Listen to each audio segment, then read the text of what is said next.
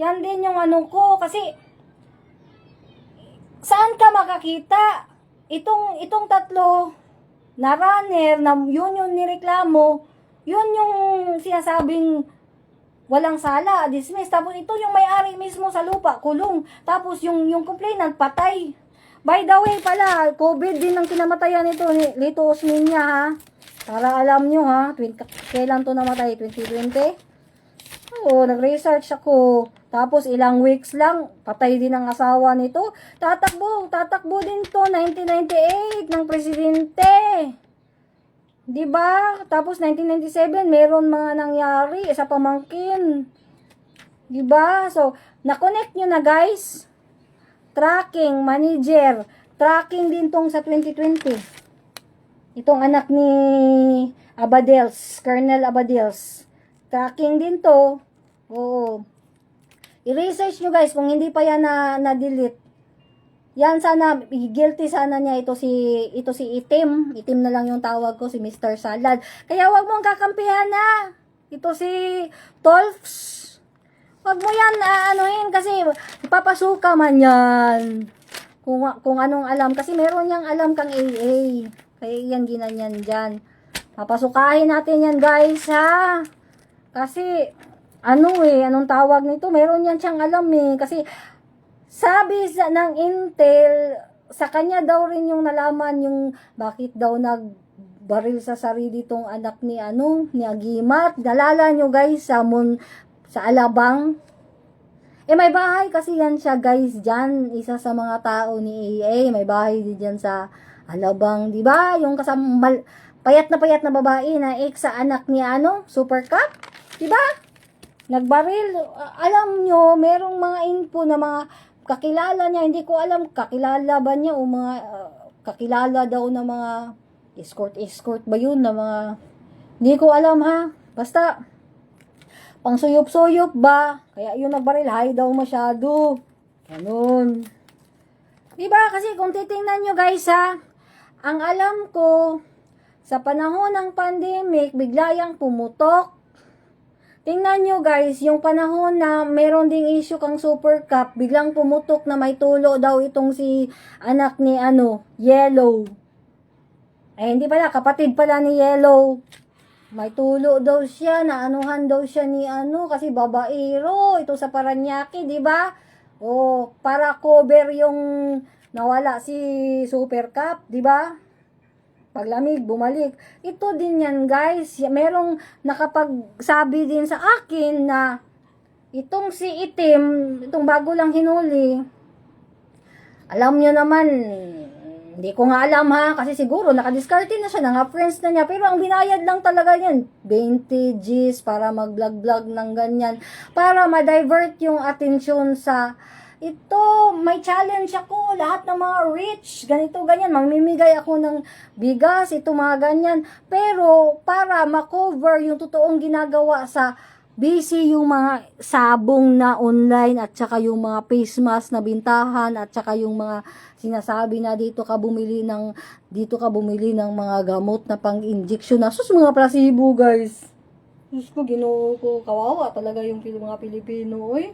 Grabe daw. Kasi meron akong personal knowledge dito sa Villamor, guys. Alam mo yung isang incheck dito na nakabili, yung panahon na pwede tapos biglang pinalayas yung mga incheck. Nakagawa na ng mga restaurant. Alam nyo, guys, isang araw daw yan, guys, yung panahon sa Parmale. Face mask daw niya, guys, negosyo, isang araw, 9 million, guys. Diba? Yan yung titingnan nyo. Yung pandemic, grabing nahakot na pamira, kung sabo yung mga inchik. Tapos, para mawala kayo, hindi kayo mapokus dyan, merong pa challenge or ano ba yung mga namimigay ng ginamit yan siya. Noon yun, alam nyo naman, akala niya, noon, powerful pa yan. Powerful pa si AA, hinahanap na nga eh. Diba? Kasi, may nakapag-tip din sa akin, best friends talaga yan ni Matandang Agila. Kaya daw nagkalitsi-litsi yung buhay niyan, dahil best friend niya yan si AA.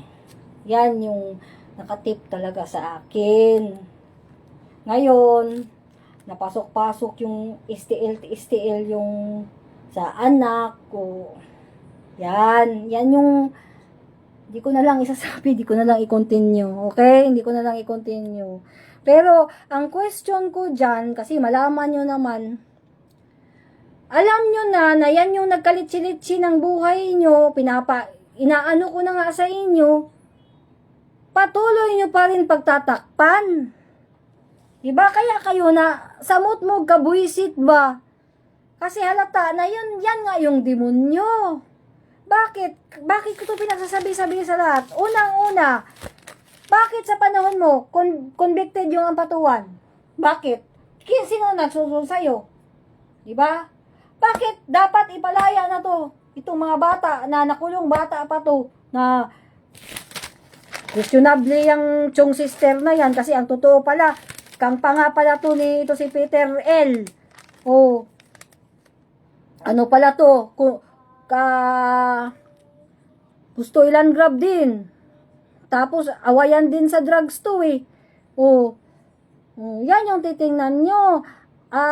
Si Panga at si Peter L, yung sa lapu-lapu na barko sa Cebu, di ba? Connected sila. Di ba? Tapos 1996 may namatay na basketball player na friendship niya na close, yung parang sabi na drug lord din sa Cebu. Hindi ko na lang isabi, basta drug lord, may-ari ng school yan. Sabi lang yan ha. Kung titingnan mo, mga kalaban nila sa mga drugs, gusto nilang i-neutralize. Gagamitin ko na lang word na neutralize para hindi mapaikot-ikot yung Pilipino. Para mamulat ba, ha? Ngayon, siguro nakaintindi na lahat ito si Panga, or sino ba talaga yung totoo, kung totoo ba talaga yung emiseryo yun, yung gustong umano sa akin. Hindi pwede, kasi dati pa lang nagsabi na ako, 2024, nagsabi na ako, hindi pwede, tutulungan ko kayo, pero ang haharap sa akin, yung ano talaga.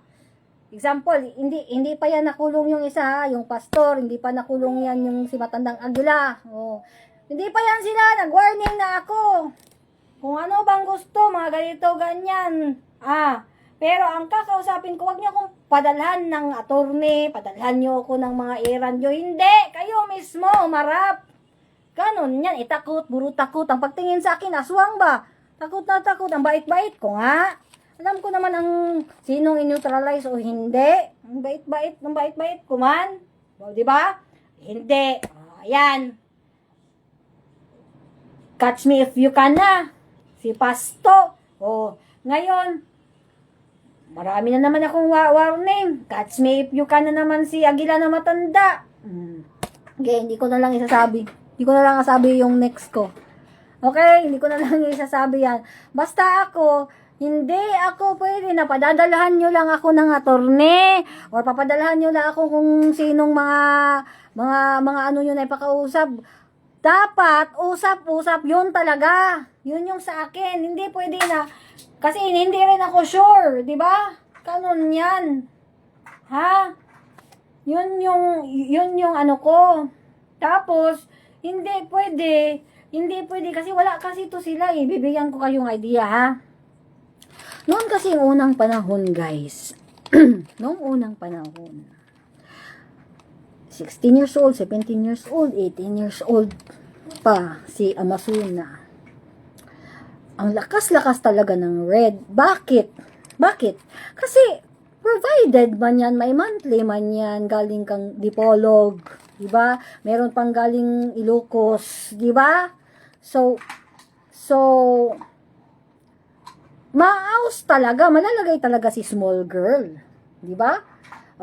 Friendship pa ni small girl, itong leader ng ito, dati din tong aktivista, dati din tong level din to ng mga hardcore na mga NDF na Ilonggo. Ito, na close nga to ni Aguila na matanda eh.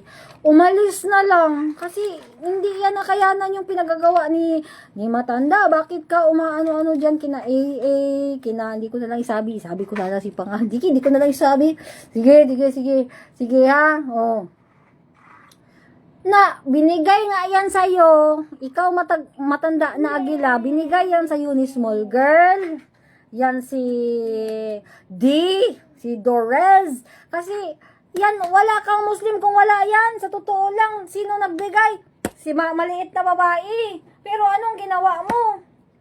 Diba, kung ano nung hindi mo kasi ginamit ng tama. Ang original na spar, ang original, aanuhin nila yung mga pangit at walang mga bayad. Abusado masyado na lespo, abusado masyado na general, abusado na mga landlord, puro mga abusado na kapitan, abusado na negosyante. Neutralize yan kasi abusado man. Namumugbog ng asawa, nagnanakaw ng mga ano, di ba? Oo. Pero kung yan sana, tapos gagamitin mo sa i-neutralize nyo yung kalaban ng mga kaibigan lang pala ng anak mo.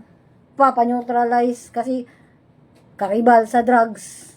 Diba? O, kung sino-sino na lang ipa-neutralize, basta kalaban sa mga politika, neutralize.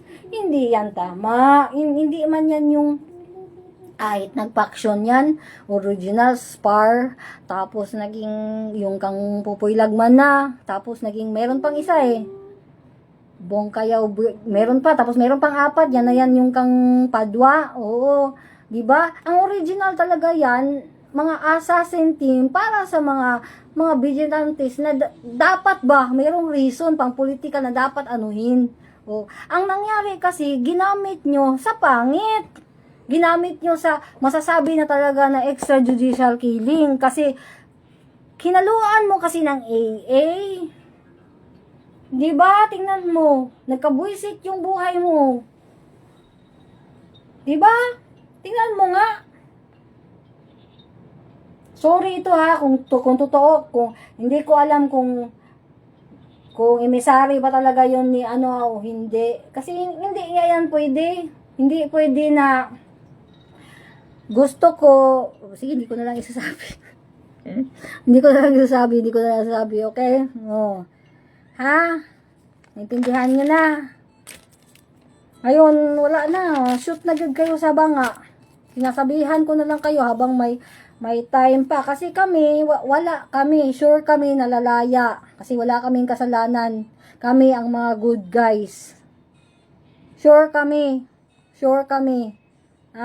Kayo, ewan ko, nung mangyayari sa inyo, shoot kayo lahat talaga sa banga niyan. Kasi kami, kahit na anong admin. Diba?